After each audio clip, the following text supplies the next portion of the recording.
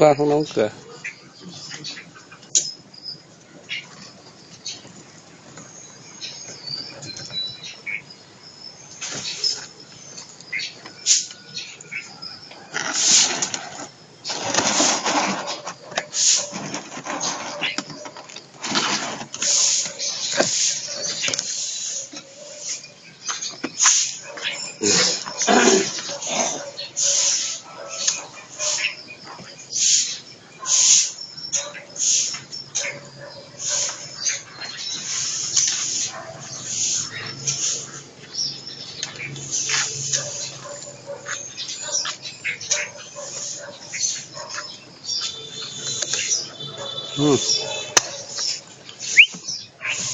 Chào mày nhé.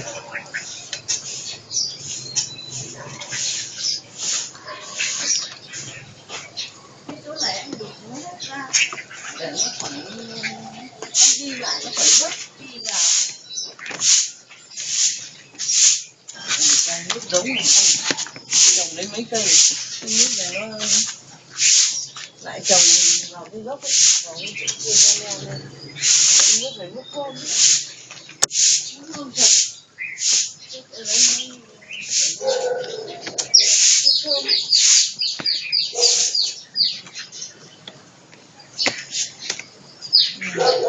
Cái này là cái gì anh? Cát à? Giá?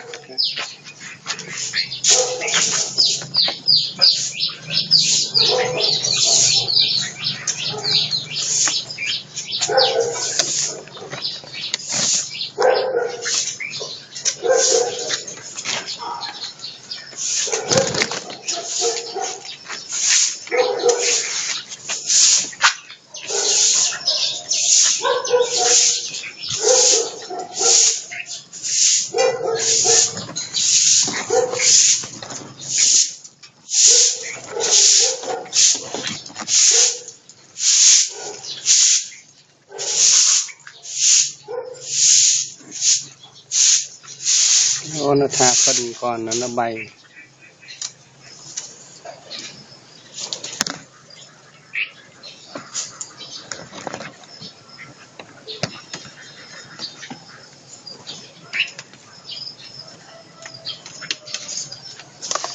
Mỗi lần cứ mắng tôi là hay nói xong bắt đầu nó cơn vào lên để tôi nói.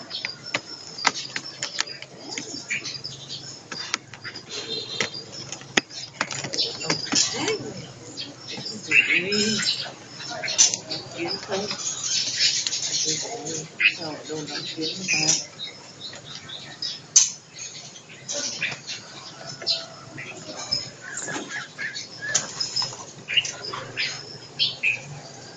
ông này cháo kiến của tôi đầy xong lấy lại lấy này ông này Là cất đi đâu rồi?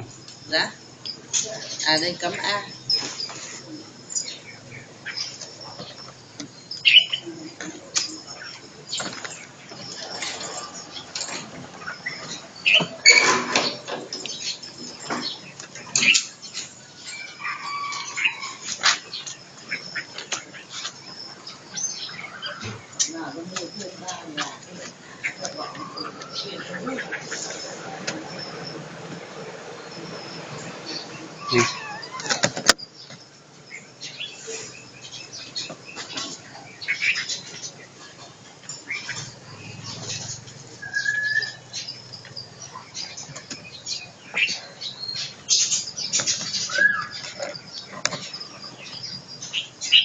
Này.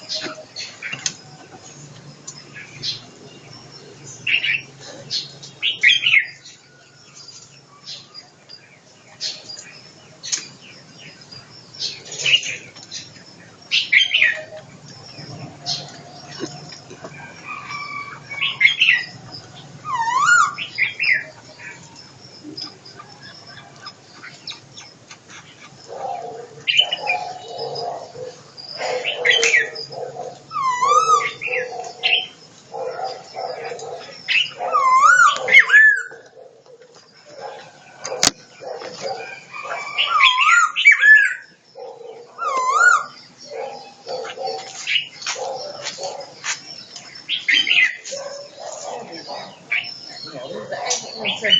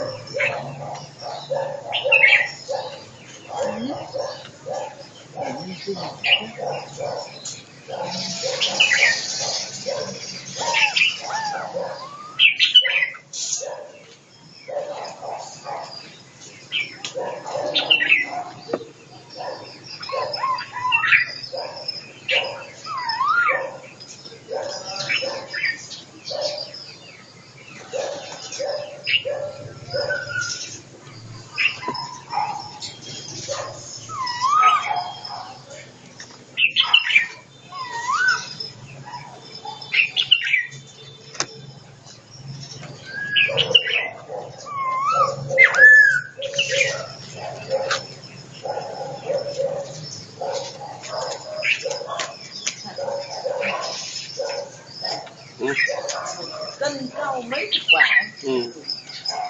Cân rau lấy mấy cái vợ ấy bao giờ được ăn cho mấy người ăn tàu quý nọ mấy quả khèo mấy để cho bằng ngọc mấy quả bánh sang chơi cũng được khèo hơn.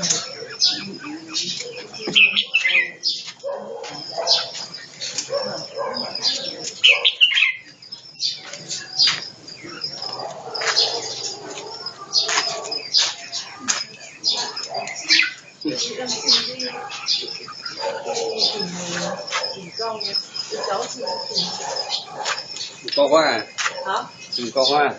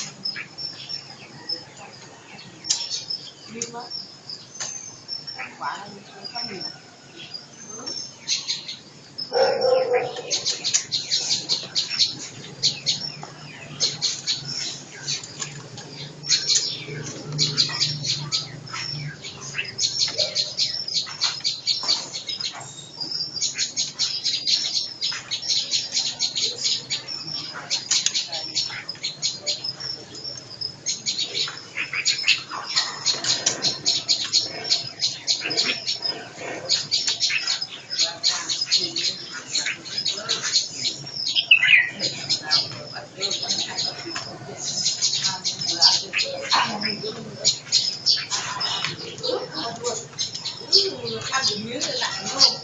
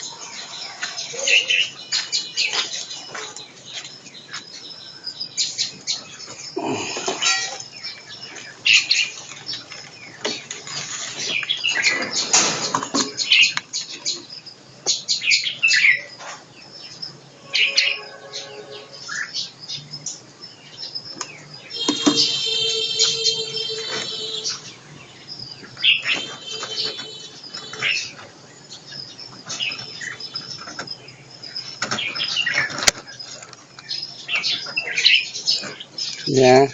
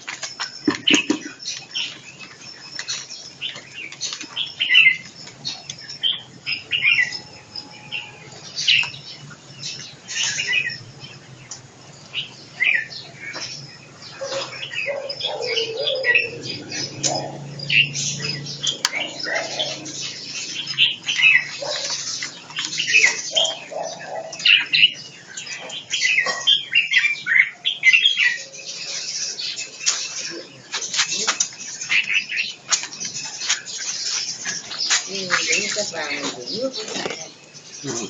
Hôm nay là lấy ngõ đóng cắt vàng này. Để xe máy lên đổ can để ngõ. Chưa đến để ngõ. Nha. Đây này. Thật này cho nó.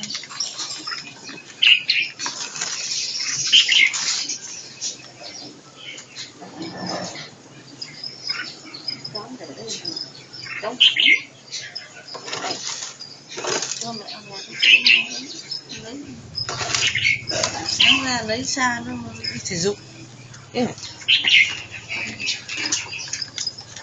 Thì nó kêu đúng.